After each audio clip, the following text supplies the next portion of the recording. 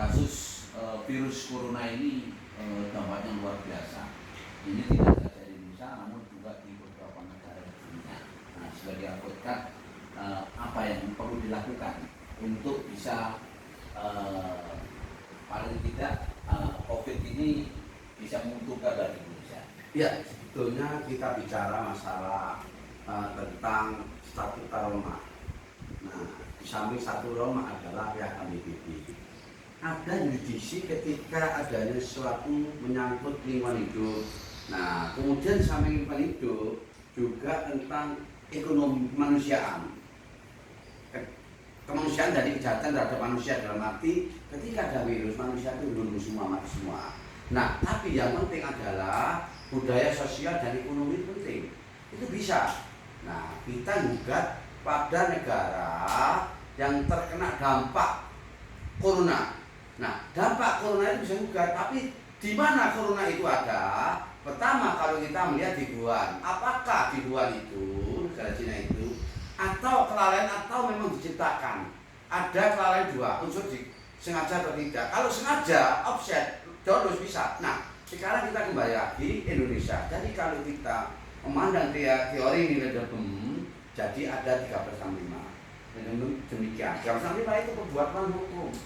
Jadi bisa saja ada sebab dan tentang menyangkut yaitu perdata internasional, bisa kita ngajuin gugatan. Nah, kalau jangan sampai kita terkena dampak nanti yang rugi adalah rakyat. Padahal rakyat dilindungi bahwa ada satu perlindungan. Contohnya HAM, asas manusia, tentang masalah ekonomi dan sebagainya. Bisa mengajukan gugatan-gugatan. Bukan karena sebagaimana Statuta Jenewa. Perang bukan. Jadi kalau bisa, saran saya Indonesia, saya mendorong agar Indonesia gugat nih.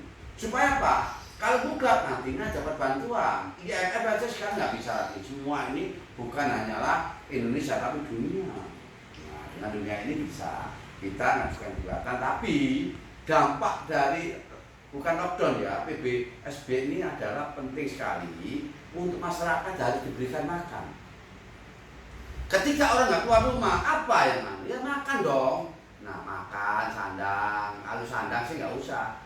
Untuk tiap hari itu nanti betul. Nah, negara harus diberikan tiap yang punya KTP, yang punya KSK diberikan berapa? Gak boleh keluar 2 minggu. Tapi negara yang sikap. Nah, kalau enggak mau kemana? Ya banyak yang keluyuran. Nah, dari situlah maka nanti negara utang dulu lah, kemana dulu. Habis gugatan dapat nanti diberikanlah.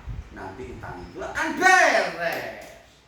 Utang takut. Nggak usah takut-takut, nggak utang. Kenapa? Kondisional seperti itu. Untuk kebaikan. Untuk kebaikan apa? Presiden sebagai kepala negara dan kepala pemerintah itu penting. Dia itu tanggung jawab. Nah, sekarang yang angkat presiden siapa? Rakyat kan? Nah, rakyat kalau seperti ini, jangan melarikan diri dari kenyataan, jangan panik. Jangan galau, jangan cemas. Tapi kita harus memang benar-benar untuk menyelesaikan dengan baik. Apalagi sekarang mau pakai masker dan sebagainya. Janganlah. Masyarakat harus bisa dirumahkan, jangan masker ini pakai masker ditutupi sampai aduh. Itu nakut-nakut justru dikarenakan saya kalau sudah psikologis 50% malah sakit. Kalau orang nggak takut nggak sakit. Nah, nggak apa-apa tapi kembali kepada masker. Jadi jangan sampai nanti masker ini waduh. Dan itu pun saya kira persoalan nggak pernah. Orang kena corona atau riwayatnya bagaimana kan harus lihat riwayat dulu.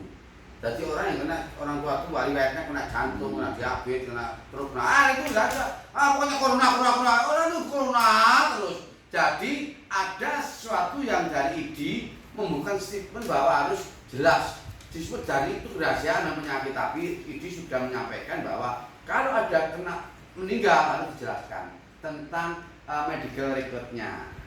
Ya, Pak Edi, untuk menuntut gugatan ke Mahkamah Internasional dengan adanya virus ini kan kita harus ada dasar-dasar kuat. Apa yang harus dilakukan oleh negara kira-kira untuk bisa membuat gugatan ini? Sebentar, negara kita termasuk anggota PBB satu, ya toh? Kita yang gugat dong. Siapa yang digugat? Kita melalui PBB, yaitu organisasi internasional, untuk pengaduan kita bahwa negara kita kena kesekian agar diajukan gugatan. Nah, kemudian itu harus bertanya, itu harus jelas berapa yang harus dirugikan. Nah, contohnya material imaterial. Lah imaterial 5.000 triliun. Imaterialnya 10.000 triliun tidak apa-apa, asalkan harus memang valid. Nah, itu pun melibatkan sesuatu yang berhubungan orang-orang yang kalau farmasi bioteknologi itu kalus itu. Kalau orang kriminologi juga, mikrobiologi juga, itu menyangkut harus ada penemuan dulu dari apakah ini diciptakan atau tidak. Nah, kalau diciptakan jelas itu, nanti kita dari lembaga internasional inilah, saya katakan itu PBB yang mencari. Nah, itu tugas PBB. Kita menjadi anggota PBB bayar, ada yuran. Kalau nggak dimanfaatkan gimana? Ini ada cara-cara hukum yang negara kita harus menggugat ini melewati lembaga internasional, kan begitu toh. Sudah jelas ada pasal 7, pasal 5, ya kan, 49 cukup alasan. Yaitu kita bicara, tapi kenapa? Karena bicara yuridisinya. Kalau kita menggugat langsung tidak bisa, harus melewati tadi PBB, namanya yuridisi. Boleh, cakep.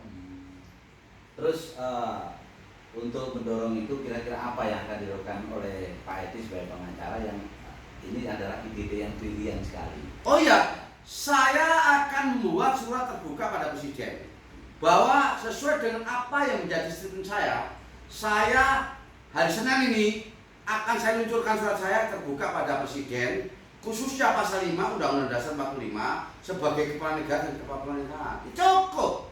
Kalau DPR itu tidak iso, Mahkamah Agung tidak bisa, karena ini artinya mendesak apa ini? Mendorong, bukan mendesak dong, mendorong agar masyarakat sudah kacau balau, sangat ekonomi sudah terpuruk. Ini jangan sampai kita jangan menggugat negara itu sudah susah, jangan digugat. Kalau bisa mendorong negara kita untuk menggugat ke Mahkamah Konstitusi, yaitu internasional justice court nasional, jadi ke sana mahkamah tentang internasional hakimnya.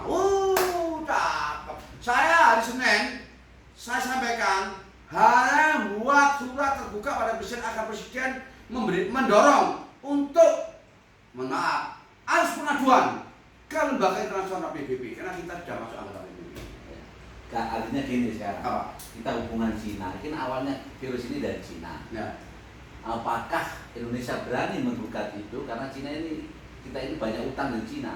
Oh, itu terlepas. Utang terlepas. Kredit per kredit terlepas. Ya toh, itu tidak bisa. Kita kredit dengan hukum, dengan kejahatan internasional, dengan kejahatan manusia, dengan